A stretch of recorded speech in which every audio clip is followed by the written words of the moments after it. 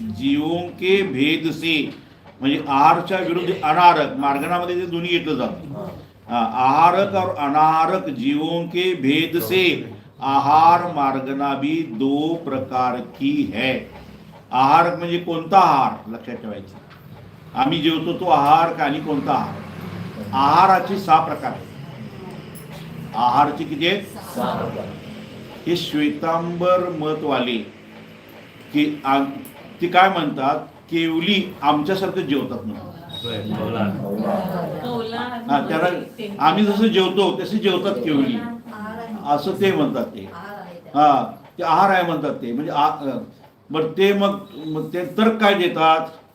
तुमच्या दिगंबर ग्रंथामध्ये 13व्या गुणस्थानावरती जीव देखील आहारक आहे की नाही. गोमटसारमध्ये आहे की नाही. आहारक आहे. आहारक आहे, पण कुठला आहार. बरं का नाही. त्यासाठी समजून घ्यायला पाहिजे आहार 6 प्रकारचे.